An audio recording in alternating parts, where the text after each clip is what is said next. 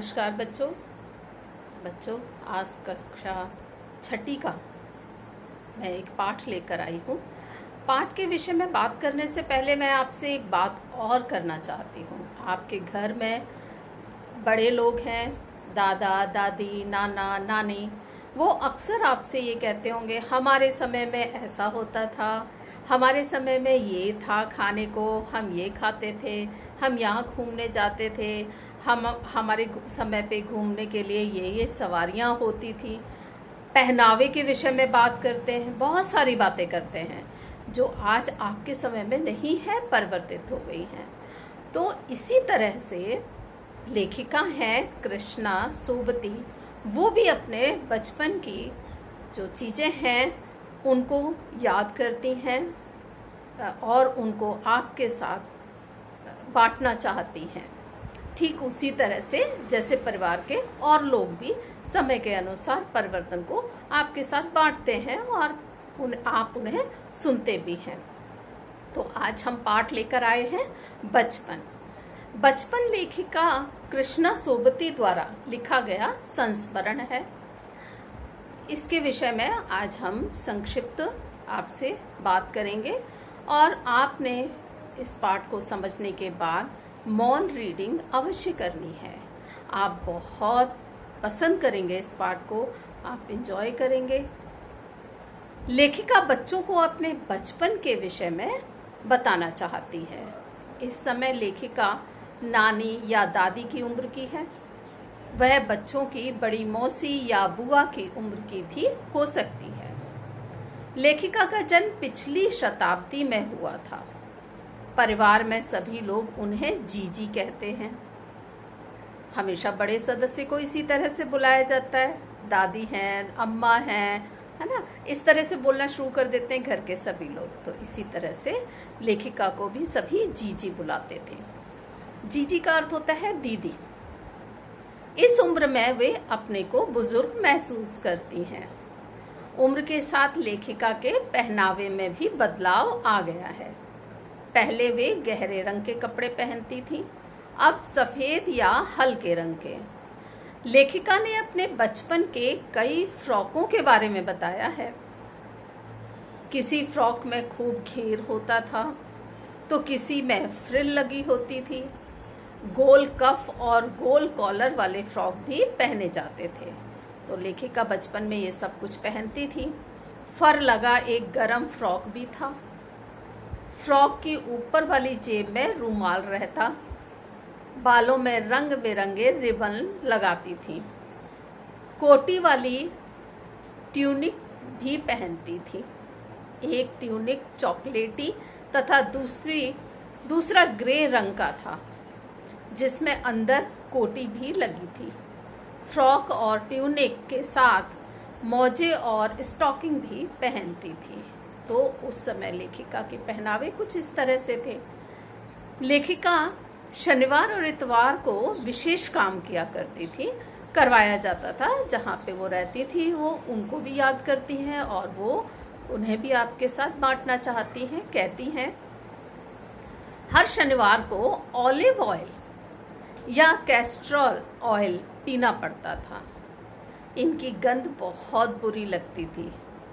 आपको भी कुछ चीज़ें ऐसी होती है जो खाना बिल्कुल पसंद नहीं है, लेकिन मम्मी फिर भी खिलाती हैं क्योंकि वो आपके लिए हितकर है, आपकी सेहत के लिए बहुत अच्छा है। जिस ग्लास में वे कैस्ट्रॉल ऑयल या ऑलिव ऑयल पीती, उसे देखते ही मितली सी होने लगती थी, वोमिटिंग सी फीलिंग होने लगती थी। इतवार की सुबह मोजे और स्टॉकिंग धोती थी, फिर अपने जूतों पर पॉलिश करके उन्हें कपड़े या ब्रश से चमकाती थी। नए जूते पहनने पर पैरों में छाले पड़ जाते थे। छालों से बचने के लिए लेखिका अक्सर जूतों में रुई लगाया करती थी। आजकल विभिन्न तरीकों के आरामदेह जूते मिलने लगे हैं। लेखिका को अब भी जूतों पर पॉलिश करना अच्छा लगता है, वो उनकी बचपन की आदत बन गई है। तो वर्तमान समय में उनका और अभी के बदलाव क्या क्या है। हमारे समय, लेखिका कहती है, हमारे समय और तुम्हारे समय में बहुत दूरी आ चुकी है। बचपन की दिलचस्पियां भी बदल गई हैं, जो इंटरेस्ट थे वो सब भी आजकल बदल गए हैं। उन दिनों घरों में ग्रामोफोन थे, रेडियो और टेलीविज़न नहीं थे। हमारे बचपन की कुल्फ़ी अब आइसक्रीम में परिवर्तित हो गई हैं और कचौड़ी समोसा पैटीज़ में बदल गए हैं। उन दिनों कोक नहीं, लेमन डे विम्टो मिलता था। इसी तरह लेखिका का घर जो है वो शिमला के माल रोड पर था, माल रोड के पास ही था। वहाँ पर एक दुकान थी जहाँ पर तरह तरह की पेस्ट्री और चॉकलेट की मन भावनी खुशबू आती रहती थी। लेखिका हफ्ते में एक बार चॉकलेट खरीदती थी, क्योंकि बच्चों को हफ्ते में एक दिन चॉकलेट खाने का मौका मिलता था। लेखिका रात को खाना खाने के बाद बिस्तर में लेटकर मजे से वो चॉकलेट को खाती थी और एंजॉय करती थी। शिमला के काफल भी बहुत याद आते हैं उनको। कैस्टनट एक और गजब की चीज़ है। ये आग पर भुने जाते और फिर छिलके उतार कर इनको खाया जाता था। लेखिका इन सब चीज़ों को अपने बचपन की याद करती हैं। चने जोर गरम और अनारदाने का चूर्ण भी उन्हें बहुत याद आता है। एक वक्त था जब फिल्म का गाना चना जोर गरम स्कूल के हर बच्चे को आता था। यह गाना पुरानी फिल्म है क्रांति। ये उस फिल्म का गाना है जो देशभक्ति से भरपूर है ये फिल्म। अब लेखिका के समय पे घूमने के स्थान उनके लिए क्या क्या थे? बचपन में लेखिका शिमला रिज पर बहुत मजे करती थी। घोड़े की सवारी करती थी, शाम को रंग बिरंगे गुब्बारे लेते थे। सामने जाखू का पहाड़ और ऊंचा चर्च दिखाई देता था। चर्च की घंटियों की आवाज दूर दूर तक फैल जाती।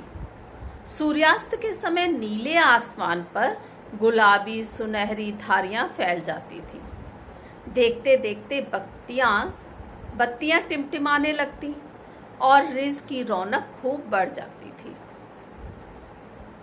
स्कैंडल पॉइंट की भीड़ में कोलाहल उभरने लगता था। वहां पर जो भी पर्यटक घूमने के लिए जाते थे तो वो इस स्थान पर जरूर जाते थे और बहुत भीड़ इकट्ठी हो जाती थी।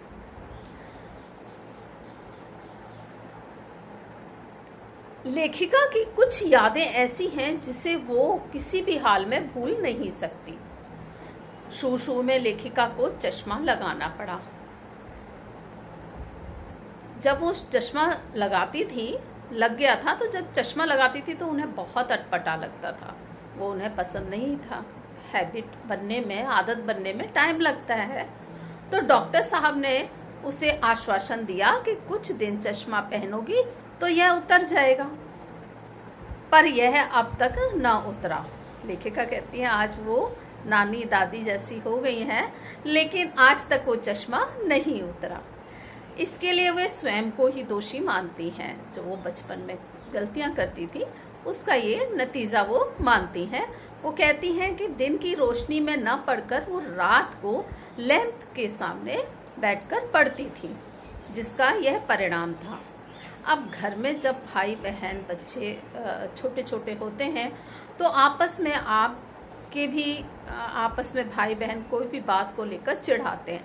इसी तरह लेखिका के जो चचेरे भाई थे वो इस चश्मे को देखकर अक्सर लेखिका को चिढ़ाते थे और चिढ़ाते हुए और छेड़ते हुए वो हमेशा ये कहा करते थे, आंख पर चश्मा लगाया ताकि सूझे दूर की, यह नहीं लड़की को मालूम सूरत बनी लंगूर की। लेखिका कहती हैं वह जब यह मुझे चिढ़ाते थे तो मुझे बहुत खीज आती थी। यह शेर मुझे बहुत बुरा लगता था। मैं आईने के सामने जाकर कई बार ऐनक उतार कर फिर पहनकर अपने आप को देखती थी कि क्या मैं लंगूर की तरह लग रही हूँ। लेखिका को कुछ और भी चीजें पसंद थी। छोटे भाई का टोपा उठाकर सिर पर रखा था। वह कुछ अजीब सा लगा था जब लेखिका ने उनके टोपे को पहना। अब यह चेहरे के साथ घुल मिल गया है और लेखिका अब जो है वो इस टोपे को पहनती हैं और वो कहती हैं कि मेरे चेहरे के साथ यह टोपा अब घुल मिल गया है। अब मैं शिमला में सिर पर टोपी लगाना पसंद करती हूँ, ऐसा लेखिका कहती हैं। तो लेखिका ने अपने बचपन की चीज़ों को याद किया है, उनको आपके साथ बांटा है। आप इस पाठ को जब मौन रीडिंग करेंगे तो आप और एंजॉय करेंगे, आपको बहुत अच्छा लगेगा। आपने देखा होगा कि स्क्रीन पर इसके कठिन शब्दों के अर्थ भी आ रहे हैं, तो आप इन्हें अपनी कॉपी में लिख सकते हैं जिससे वो आगे के लिए याद रह सकें। पाठ को छोटे रूप में आपको समझाया गया है। आपको अगर किसी भी तरह की कोई दुविधा या समस्या होती है या कुछ भी समझ में नहीं आता तो कमेंट्स में आप लिखकर दे सकते हैं। हम कोशिश करेंगे कि आपकी समस्या का समाधान कर सकें। धन्यवाद। आप घर पे रहिए, स्वस्थ रहिए। जय हिंद।